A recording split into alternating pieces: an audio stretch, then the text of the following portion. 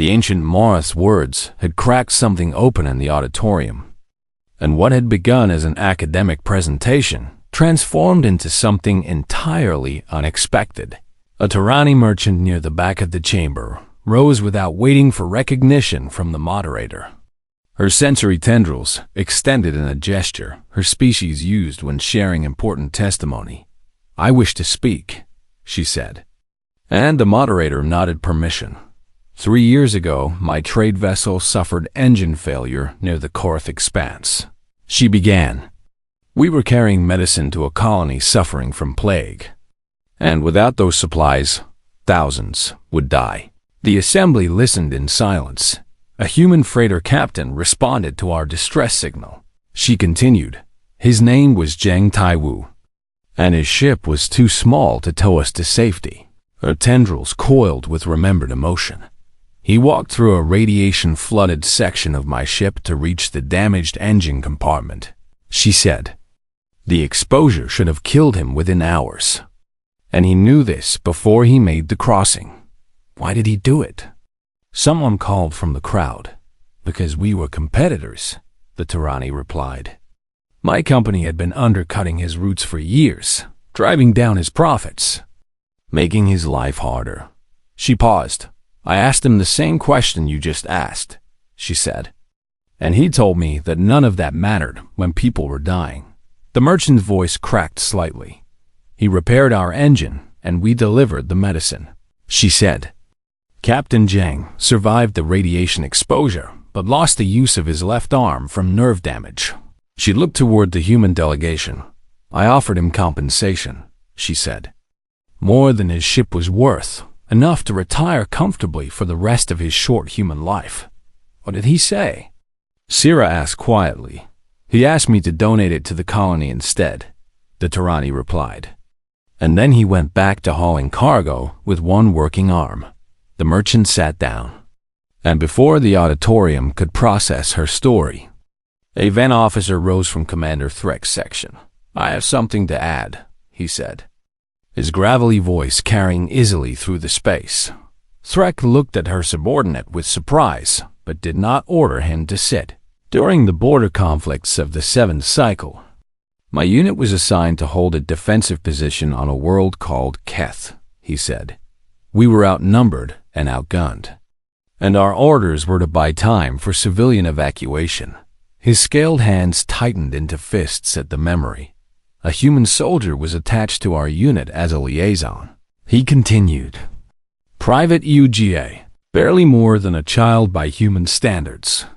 The Ven warrior's voice grew rough. "When our position was overrun, we retreated according to protocol," he said. "All of us except Private U. What did she do?" Someone asked. "She stayed," the officer replied. "She held the breach alone for 11 hours while the evacuation completed." The auditorium stirred with disbelief. "That is impossible," Dr. Vorth interjected. "Human physiology cannot sustain combat operations for 11 continuous hours." "She did not sustain them," the Ven replied. "By the time reinforcements arrived, she had taken wounds that should have killed her 6 times over." His voice dropped to something almost like reverence. "She was still fighting when we found her," he said. "Still standing in the breach, still refusing to let anything through." He looked at Sarah. "She died 17 minutes after we reached her," he said. "She held on just long enough to know the civilians had escaped." The officer sat down heavily, and Threk placed a massive hand on his shoulder in a gesture that transcended species. More delegates began to rise, each with a story to tell. An Ashuri commander recalled a human diplomat who had positioned herself between 2 hostile delegations during a negotiation breakdown, refusing to move even when weapons were drawn. A drama scientist spoke of a human research assistant who had worked for 3 days without sleep to complete a calculation that saved a space station from collision. A Kelthari teacher described a human student who had failed the same examination 17 times before finally passing.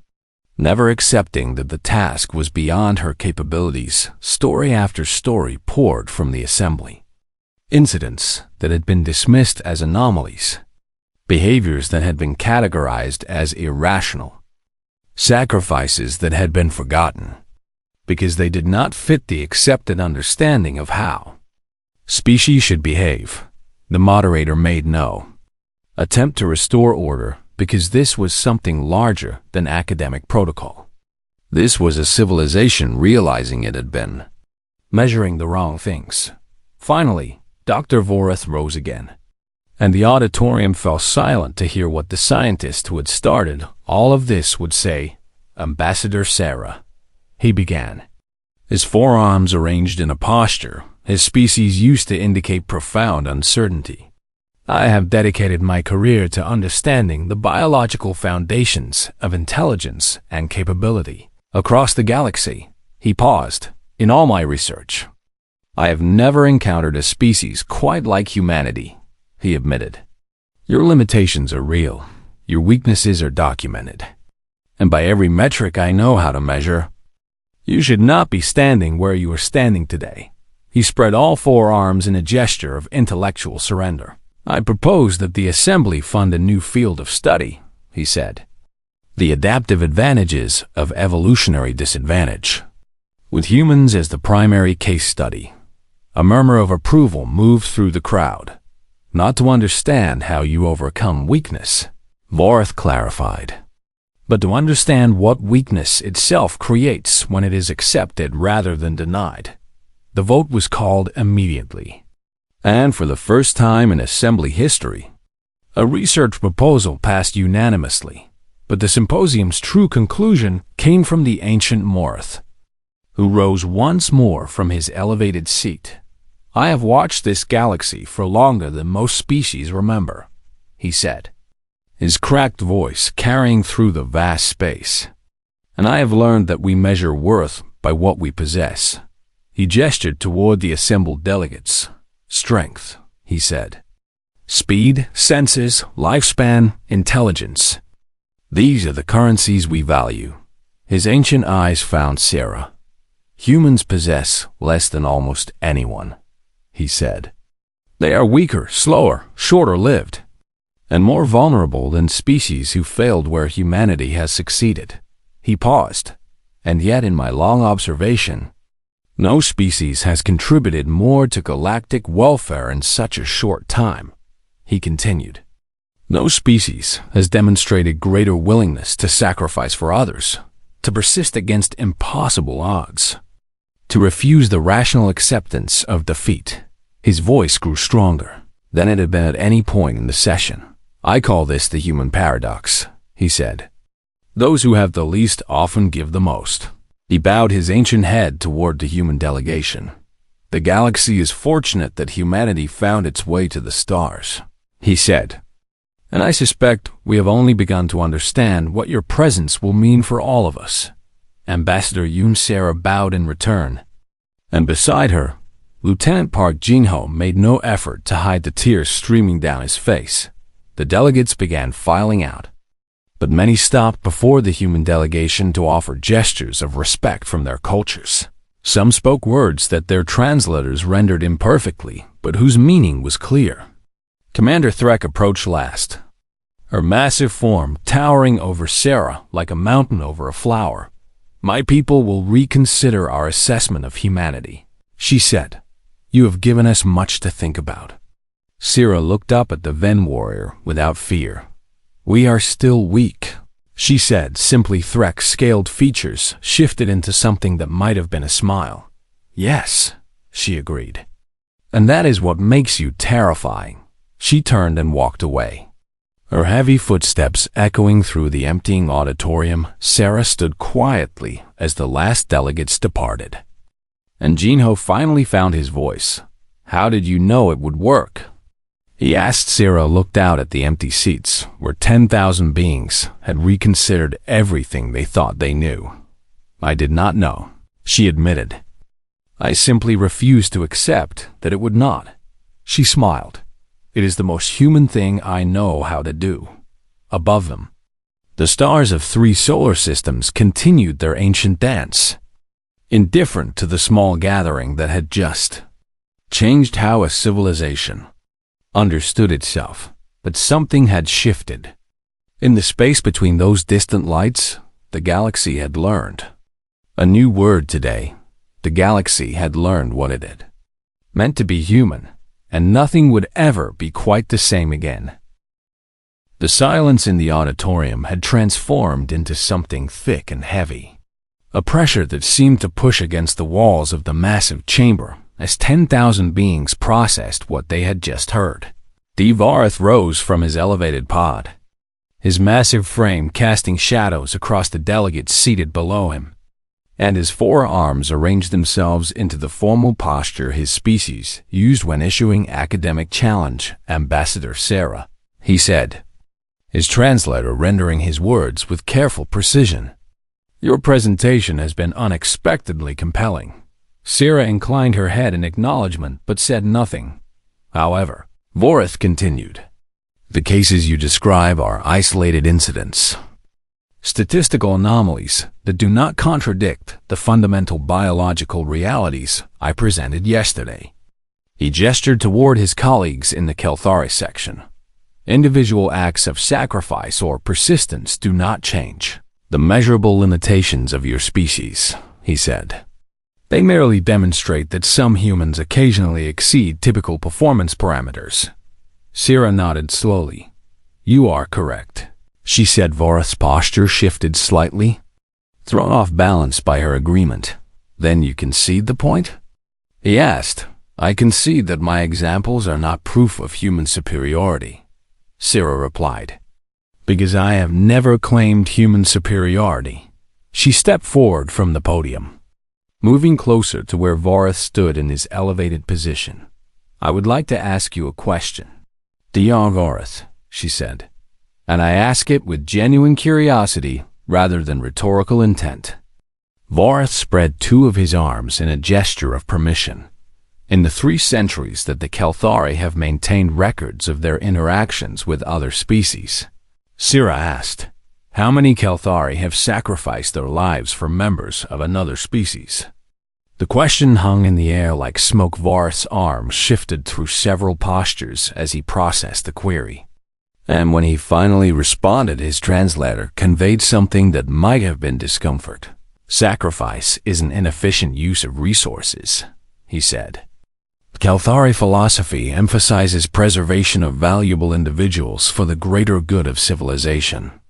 That is not an answer, Syrah said gently. Vorith was silent for a long moment. I am not aware of any documented cases, he finally admitted. Syrah turned to face Commander Threk in the Ven section. Commander, she said, in the recorded history of the Ven Collective, how many of your warriors have pushed past their physical limits to the point of permanent damage in service of strangers from other species? Threk's scaled features tightened. The Ven fight for honor and territory, she growled. We do not waste our strength on those who have not earned our loyalty. Again, not an answer, Syrah observed. There are no such cases, Threk admitted after a pause. Sarah looked toward the Tirani delegation. And how many Tirani have deliberately walked into situations their senses told them were certain death, simply because someone else needed help? The Tirani representative's tendrils coiled inward in a defensive gesture. Our sensory capabilities exist to prevent such waste, she replied. We perceive danger precisely so we can avoid it. Syrah nodded and returned to the podium. I am not criticizing any of you, she said. Your responses are rational, logical, and in keeping with the evolutionary advantages your species developed. She paused, but they reveal something that your research missed. Devarth, she continued. Something that human weakness creates with strength and intelligence and superior senses do not. The auditorium leaned forward collectively, thousands of beings straining to hear what would come next. You asked how humans survived long enough to join galactic civilization, Syrah said. The answer is that we survived because we learned something that species with natural advantages rarely need to learn. She looked out across the vast assembly. "We learned that we are not enough on our own," she said. "Every human knows this from their earliest memories, knows it in their bones, knows it with a certainty that shapes everything we do." Her voice grew stronger. "This knowledge teaches us something that your cultures do not emphasize," she continued. "It teaches us that struggle is not shameful, that needing help is not weakness, that the path forward is not guaranteed and must be fought for with everything we have." She turned to face Vorith directly. "Humans do not expect to win," she said. "We fight anyway." Her gaze swept to Commander Threk. "We do not expect to survive," she said. "We try anyway." She looked at the Tarani delegation. "We know our bodies will fail," she said. "We push them past their limits anyway, because we have never had the luxury of assuming we could succeed without extraordinary effort." The Ven commander rose from her seat, her massive form casting shadows across several rows of delegates. "You speak of determination as if it were unique to humans," Threk said, her voice a low rumble. "But the Ven are not strangers to persistence in battle." "You are not," Sarah agreed.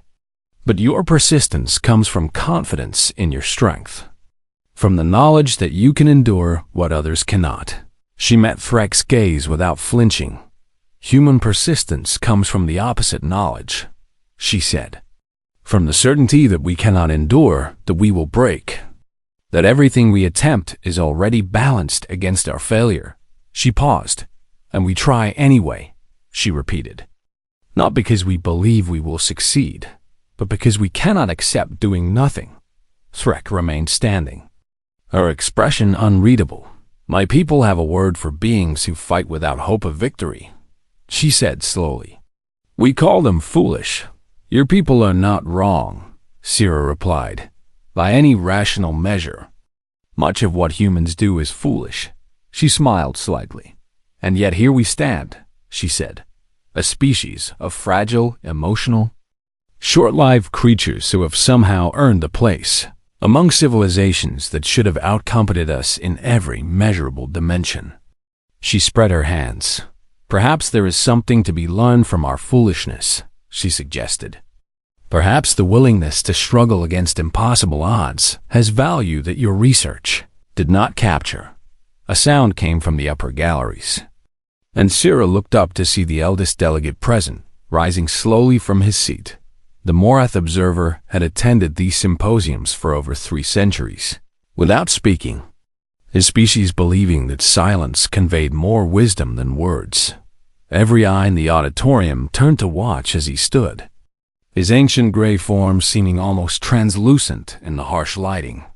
"The human speaks truth," he said, his voice so rarely used that it cracked with disuse. "I have watched many species rise and fall in my long years, and I have never seen one quite like humanity." The assembly fell into absolute stillness. "They terrify us," the Morath continued, "not because they are dangerous, though they can be, but because they do not stop." He looked directly at Sarah. "Other species recognize when a battle is lost," he said. "Other species calculate odds and withdraw when survival requires it. Other species possess the wisdom to know when struggle serves no purpose." His ancient eyes held something that might have been wonder. "Humans do not," he said. "They continue fighting long after rationality demands surrender, long after their bodies have broken, long after hope has died." He paused. "This should be weakness," he said. "This refusal to accept reality should destroy them." His voice grew stronger. "And yet they survive," he continued. "Again and again, in circumstances that should have ended them. They persist through sheer refusal to stop trying." He looked out at the assembled delegates. "I have lived long enough to recognize something valuable when I see it," he said. "And what I see in humanity is something the galaxy has been missing." He turned back to Sarah. "Please continue." "Ambassador," he said, "I believe you have more to say." And then, for the first time in 3 centuries of symposiums, the ancient Morath sat down to listen. Ambassador Yoon Sarah stood at the podium as the weight of 10,000 stares pressed against her from every direction. And she felt none of the fear that such attention might have inspired in another speaker. She had stood before death too many times in emergency rooms to be frightened by mere judgment. "The second case I wish to present occurred 5 years ago," she said, activating a new display that showed 2 alien worlds locked in orbital proximity. The diplomatic crisis of Catha Prime. Several delegates shifted at the mention of that incident, and the HFY and Dramath sections of the auditorium grew notably tense.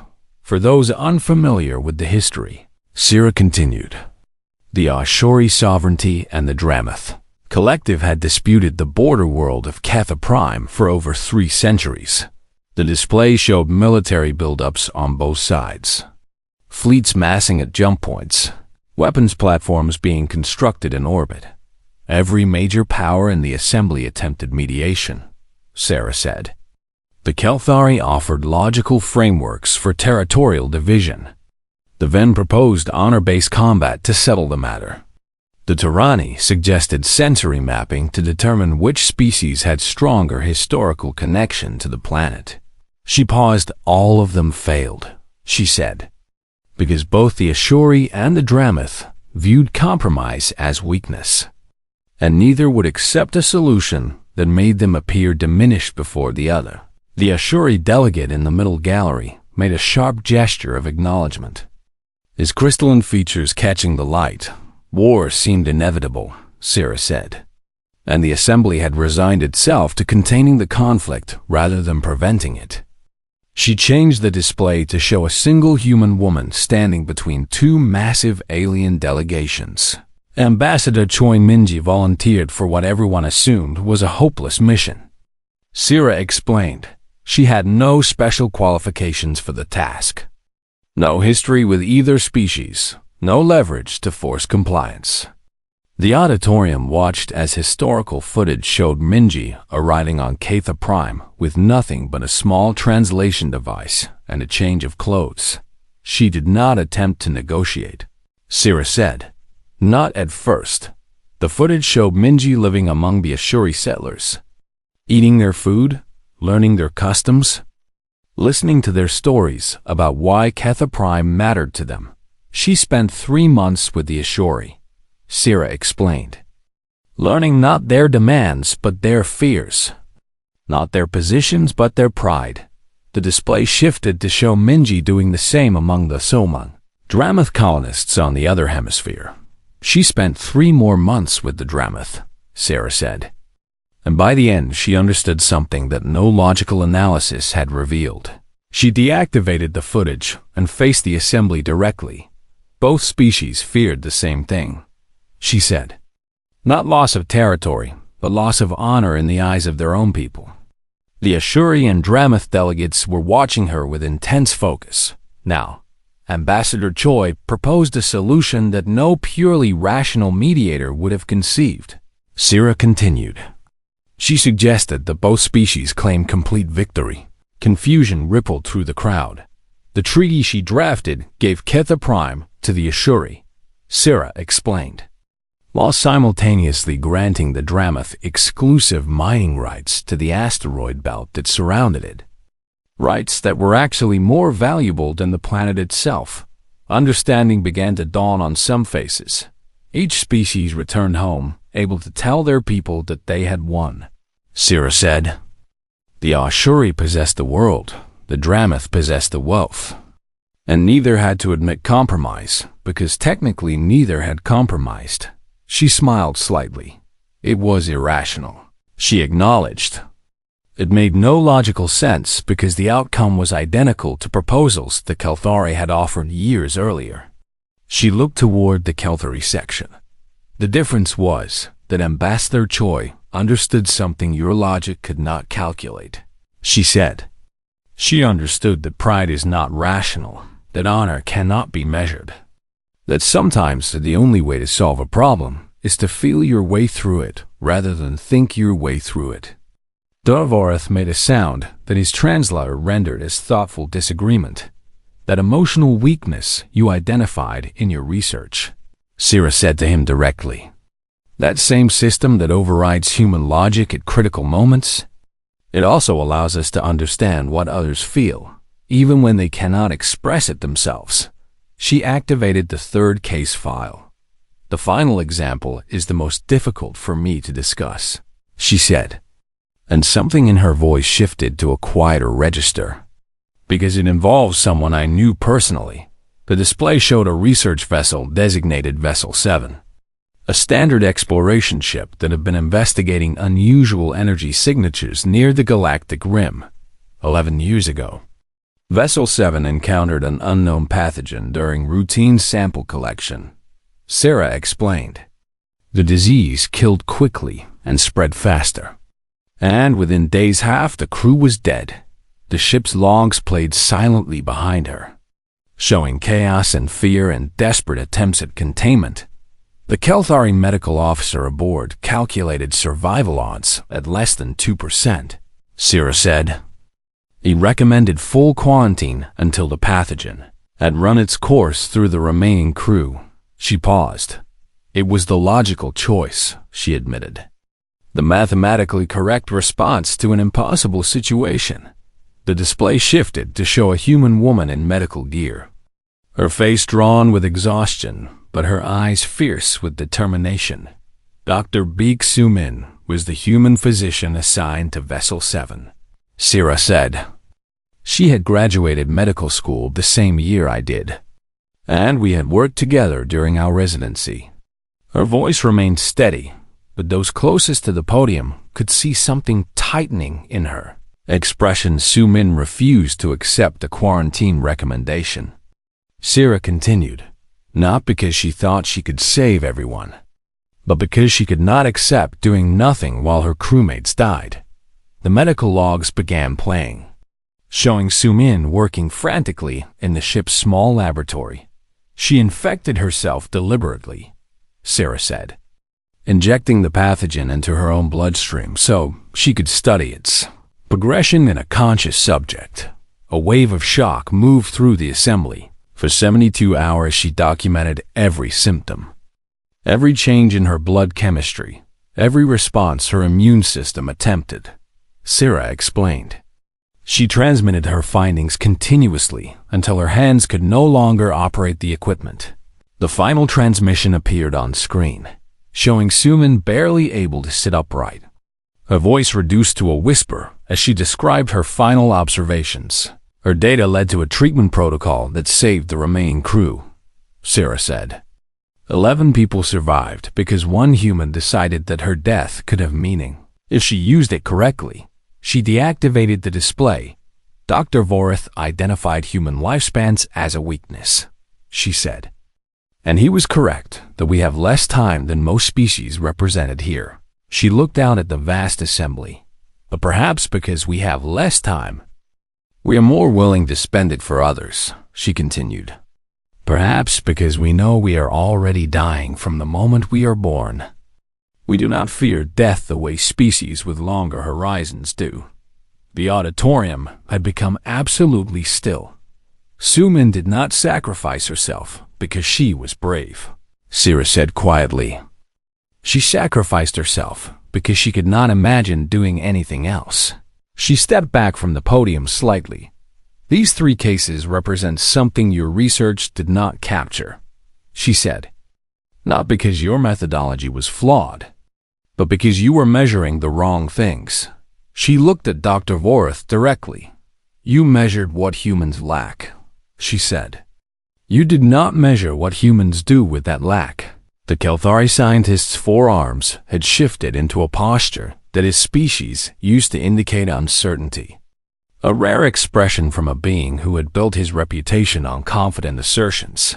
Humans do not overcome their weaknesses, Sira continued. We work around them. We compensate for them. We use them as tools when nothing else will serve. She spread her hands. And sometimes, we die because of them, she acknowledged. But we die trying, which is perhaps the most human thing of all. The moderator shifted in his seat but made no move to end her speaking time. The assembly waited in silence for whatever would come next. And Ambassador Yoon Sura was not finished yet. Word spread through Convergence Prime like fire through dry grass. And by morning, the entire station buzzed with anticipation. For something no one had expected, a human was going to defend her species against the scientific consensus of the Galactic Assembly delegates who rarely attended academic sessions suddenly found themselves drawn to the main auditorium, their curiosity overcoming their usual indifference to symposium proceedings. The then Commander Threk arrived with 6 of her officers, their heavy footsteps echoing through the corridors as they sought seats near the front. "I want to see the human's face when she fails," Threk told her subordinates. Though something in her voice suggested uncertainty beneath the bravado, the T'Rani sent their entire diplomatic contingent, their sensory tendrils already extended to capture every detail of what they assumed would be a memorable humiliation. Even species who had no formal relations with humanity sent observers, drawn by the novelty of watching a newcomer challenge established truth. By the time the 9th hour arrived, the auditorium held more beings than it had for any presentation in living memory. Ambassador Yoon Sura walked to the podium with unhurried steps, her simple black uniform standing in stark contrast to the elaborate dress of the delegates surrounding her. She carried no tablet, number notes, no visual aids. Lieutenant Park Jin-ho sat in the front row of the human section with his hands clenched tight against his knees, silently praying that his ambassador knew what she was doing. Sura reached the podium and looked out across the vast assembly with calm, dark eyes that seemed to take in every face at once. "Thank you for coming," she said, and her voice filled the space without strain. "I know many of you arrived expecting to witness embarrassment, and I appreciate your honesty in that expectation." A ripple of surprise moved through the crowd at her directness. "Yesterday, Varth presented 17 biological disadvantages that humans carry as a species," Sura continued. "I confirmed then, and I confirm now that his research was accurate in every detail." She paused and let the confusion settle over her audience. "Humans are fragile," she said. "We break easily and heal slowly, and our senses are limited compared to almost everyone in this room." Varth leaned forward in his elevated pod, his forearms shifting into a posture of puzzlement. "Our emotional systems do override our logic at critical moments," Sura added. "And our lifespans are so short that we barely have time to learn before we begin to die." The T'Rani delegation exchanged glances through their tendrils, uncertain where this strange confession was leading. "So the question becomes," Sura said, "why am I standing here?" She let the question hang in the air for several heartbeats. How did a species with so many weaknesses survive a Category 7 death world long enough to build starships and join your civilization?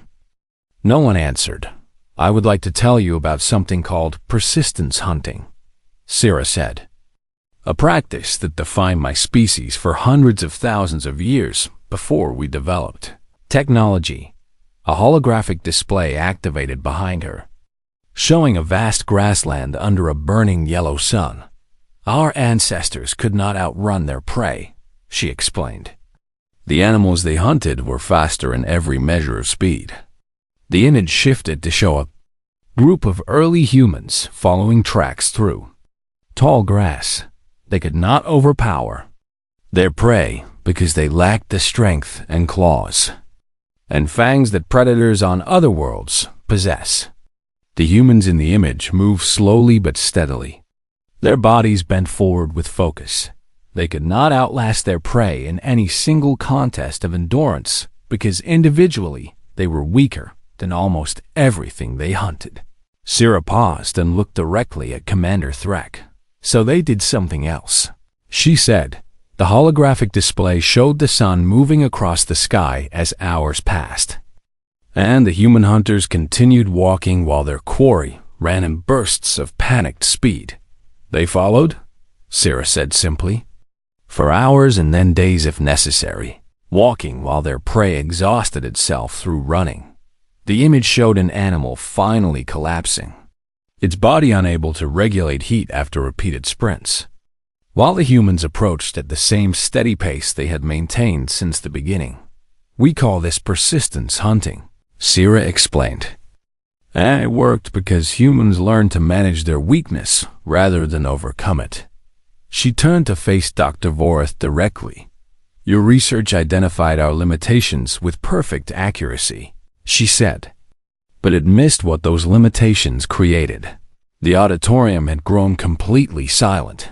Every species in this room evolved advantages, Sira continued. The Ven developed superior strength.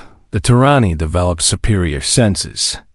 The Kelthari developed superior intellect and lifespan. She spread her hands in a gesture that encompassed them all. Humans developed none of these things, she said. Instead, we developed something your research did not measure. She returned her gaze to the assembly at large. We developed the understanding that we are not enough on our own, she said.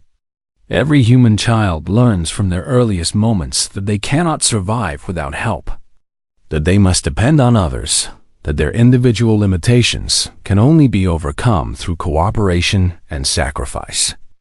A Ven officer shifted uncomfortably in her reinforced seat. This knowledge does something to a species over time. Sira continued.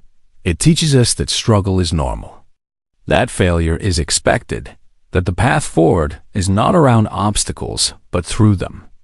She activated another display, showing records from the past decade of human involvement in galactic affairs. I would like to present 3 cases that illustrate what I mean, she said. Not to argue that humans are superior, because we clearly are not, but to suggest that weakness itself can become a form of strength under the right conditions. The first case file appeared behind her 10 years ago. A mining station called Mira collapsed due to structural failure. Sira began. Workers from 5 species were trapped in the debris, including Ven, Turani, and 3 others. She highlighted the rescue response data. The Ven rescue team arrived first and immediately began clearing rubble, she said. Their strength was tremendous, moving stones that would have taken human machinery to budge. Commander Freck nodded slowly, remembering the incident within 4 hours. Every Ven rescuer had collapsed from exhaustion, Sira continued. Their bodies had given everything they had in a single magnificent burst of effort. The display showed the Turani response team arriving next. The Turani coordinators attempted to manage the rescue using their superior sensory abilities, Sira said. But the chaos of the collapse overwhelmed their nervous systems within 2 hours, leaving most of them incapacitated. She pulled up the final data set. The human emergency response team arrived last. She said they were slower, weaker, and less capable than everyone who had come before them. The room watched as she displayed the timeline of their operation. They worked for 19 continuous hours, Sira said quietly. Not because they were stronger, but because they understood how to pace themselves through weakness. The display showed rotation schedules, hydration breaks, task distribution patterns. They saved 63 lives, Sira said. Not through superiority, but through the simple knowledge that their bodies would fail if pushed too hard, and the wisdom to manage that failure before it happened. She deactivated the display and looked out at her audience. This is what weakness taught us, she said. This is what your research did not measure. The auditorium remained silent, but the quality of that silence had changed. It was no longer the quiet of anticipated humiliation. It was the quiet of beings beginning to reconsider everything they thought they knew. The space station called Convergence Prime hung in the darkness between 3 solar systems like a jewel suspended in nothing at all. And on this day, it hosted the most important scientific gathering. In the known galaxy, Ambassador Yoon Sira stood at the observation window of her small quarters and watched ships arrive from every corner of civilized space. each vessel carrying delegates who believed themselves superior to her kind in every measurable way. She did not disagree with them. Her aide, Lieutenant Park Jinho, entered the room with a tablet displaying the day's schedule, and his jaw was tight with barely controlled anger. "Have you seen the topic for the opening presentation?" he asked. Sierra nodded without turning from the window. "Evolutionary disadvantages of emerging species," she said calmly, with humanity as the primary case study. Jinho's hands trembled as he gripped the tablet harder than necessary. "They invited us here to mock us in front of the entire assembly," he said through clenched teeth. Sierra finally turned to face him, and her expression held no trace of the outrage he expected. "They invited us here because they do not understand us yet," she replied. And that is not the same thing. She had spent 30 years as an emergency room physician before entering diplomatic service, and those years had taught her something valuable about first impressions. Patients often arrived at her hospital angry and afraid, and convinced that no one could help them. And the worst thing she could do in those moments was match their energy with her own. The Galactic Assembly viewed humanity much the same way her most difficult patients had viewed her. They saw weakness and assumed incompetence. Sierra smoothed the front of her simple black uniform and gestured for Jinho to follow her. "Come," she said. "We have a symposium to attend." The main auditorium of Convergence Prime could hold 10,000 beings from 100 different species, and today nearly every seat was filled. Sierra walked with measured steps down the central aisle toward the small section reserved for the human delegation, and she felt countless eyes tracking her movement. The Kelthuri sat in elevated pods that accommodated their massive frames, their forearms folded in postures of intellectual superiority. The Ven occupied reinforced seating designed for their dense musculature, their scaled faces unreadable. The Turani clustered together with their sensory tendrils extended, drinking in every sight and sound and smell with organs that made human senses seem primitive by comparison. And there were dozens more species that had traveled to stars while humanity was still learning to forge bronze. Sarah took her seat and folded her hands in her lap and waited. The lights dimmed as a Kelthuri scientist named Dr. Varth took the central stage, his presentation holographically projected behind him in letters 3 meters tall. "Distinguished colleagues," he began, his translator rendering his words in the flat tone common to most galactic translation software. "Today we examine the curious case of humanity." A diagram of the human body appeared behind him, annotated with bright red markers indicating what he clearly considered design flaws. The species Homo sapiens presents perhaps the most fascinating example of evolutionary compromise in our records. Voreth continued. Their homeworld classification as a Category 7 death world has been well documented. Yet the dominant species that emerged shows none of the expected adaptations. He gestured, and the diagram zoomed to highlight the human skeleton. Fragile bone structure susceptible to fracture under minimal stress, he noted.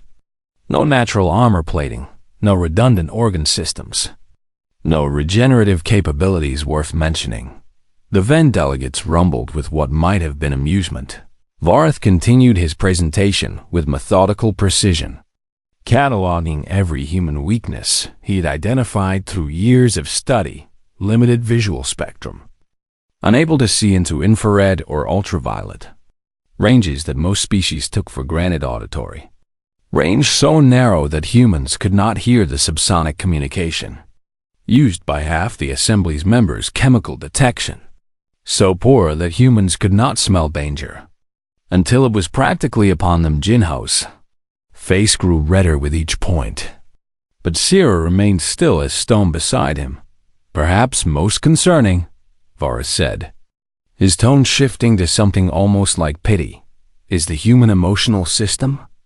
A new diagram appeared, showing a human brain with the limbic system highlighted in pulsing red. Humans are slaves to chemical reactions that override their logical faculties. Vorath explained. Fear, anger, attachment, grief. These are not controlled responses, but involuntary states that compromise decision-making at critical moments. Several delegates nodded knowingly, and Sira heard whispered translations of words like primitive and unfortunate passing through the crowd. Their maximum lifespan rarely exceeds 100 standard years, Vorath added, meaning that by the time a human accumulates meaningful knowledge and experience, they are already dying. He paused for effect. One must wonder how such a species survived long enough to achieve spaceflight, let alone membership in this assembly. The crowd murmured agreement. And somewhere in the upper galleries, a Tyranny delegate made a clicking sound that translated roughly as charity case. Sira placed her hand gently on Jinho's arm as she felt him tense. Beside her, not yet, she whispered. Vorath concluded his presentation with a summary slide listing 17 distinct biological disadvantages that humans carried as a species. In conclusion, he said, while humans have demonstrated adequate intelligence and surprising persistence, their physical and emotional limitations will likely prevent them from contributing meaningfully to galactic civilization for many generations. If ever. The auditorium lights rose in the moderator, an ancient Morath whose gray skin seemed almost translucent with age, invited questions from the floor. Sira raised her hand. The gesture drew immediate attention, because humans rarely spoke at these gatherings, preferring to listen and learn during their probationary membership period. The moderator acknowledged her with a slow nod. The human delegation is recognized. Sira stood, and her voice carried clearly through the massive space despite her small stature. I thank Dr. Vorath for his thorough and accurate presentation, she said. His research is impeccable, and I do not dispute any of his findings. Confusion rippled through the audience. Vorath tilted his massive head, clearly uncertain how to respond to agreement. However, Sira continued, I wonder if the distinguished scientist would permit me to present a counter-perspective tomorrow, not to dispute his facts, but to provide additional context that his research may have overlooked. Vorath's forearms spread in what his species used as a gesture of magnanimous acceptance.